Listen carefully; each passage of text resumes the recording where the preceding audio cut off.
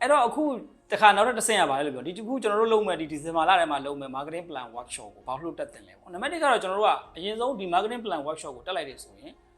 ရှင်းလင်းပြတ်သားမှုပေါ့ငါတို့လုပ်ငန်းကတော့ဘယ်လမ်းကြောင်းကိုသွားမလဲငါတို့ရှိမှအားနည်းချက်တွေအားသာချက်တွေငါတို့လုပ်ဆရာတွေပါရှိစသဖြင့်ဒီလိုမျိုးရှင်းလင်းပြတ်သားတဲ့အမြင်မျိုးတေချာပေါက်ရသွားမှာဖြစ်တယ်ဆိုတော့နောက်တစ်ခုကတော့ဘာလဲလို့ပြောရင်လုပ်ငန်းရှင်တွေဒီ manager တွေဒီကိုယ့်ကိုယုံကြည်မှုအပြည့်နဲ့ကျွန်တော်အလုပ်လုပ်နိုင်တဲ့အနေအထားမျိုးဖြစ်လာမယ်။ဘာကြောင့်လဲလို့ပြောရင်ကို့မှာတကယ်ကိုသိချာချာစနစ်တကျစဉ်းစားထားတဲ့စီမံချက်လက်ထဲမှာကင်ထားတာဖြစ်တဲ့ကြောင့်မို့လို့လောက်တာကင်တာတွေကျွန်တော်တို့ကတိတ်ပြီးတော့စိုးရင်ကြောက်ကြစရာဘာလို့ရင်ကောင်းမလဲမသိဘူးလို့အဲ့လိုမျိုးတွေဖြစ်နေကြတိတ်ပြီးတော့မလိုတော့နောက်တစ်ချက်ကကြတော့ကျွန်တော်တို့ဘာလဲလို့ပြောရင်ဒီစီမံချက်တစ်ခုပေါ့လေကိုယ့်ရဲ့အစီအစဉ်ပေါ့ marketing plan ပေါ့ plan တစ်ခုအောင်မြင်ဖို့တော့ကကျွန်တော်တို့ဒီ department တစ်ခုတည်းတဦးတစ်ယောက်ထဲကတော်နေကောင်းနေလို့မရဘူးအဲကျွန်တော်ပူးပေါင်းဆောင်ရွက်ကြမယ့်လူတွေရှိတယ်ပူးပေါင်းဆောင်ရွက်ကြမယ့်လူတွေဆိုတဲ့နေရာမှာကျွန်တော်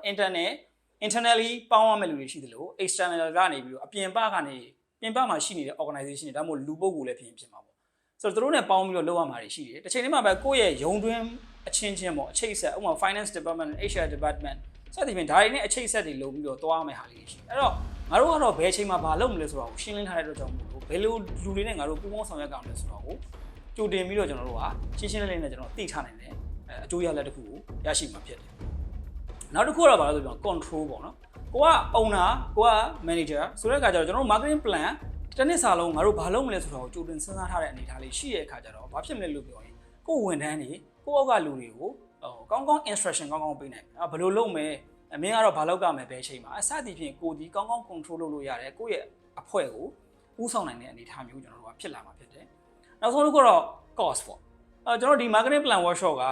တစ်နှစ်စာလုံး marketing plan ဆွဲဖို့တော့ဆိုရင်ကျွန်တော်တို့ဈေးနှုန်းကိုကျွန်တော်တို့အများကြီးမယူထားဘူးအားလုံးတက်နိုင်တဲ့အနေအထားမျိုးပေါ့နော်ကျွန်တော်တို့ manager ကျွန်တော်တို့ small and medium business owner တွေ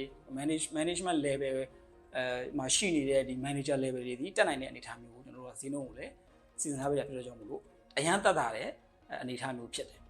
ကြောင့်မို့လို့2024အတွက်ကိုလုပ်ငန်းအတွက်မှာလက်တွေ့အသုံးချလို့ရမယ် marketing plan လိုချင်တဲ့ဆိုရင်ရှိချင်တဲ့ဆိုရင်ကျွန်တော်တို့ဒီ marketing plan workshop ကိုတက်ရောက်ဖို့အတွက်ကျွန်တော်က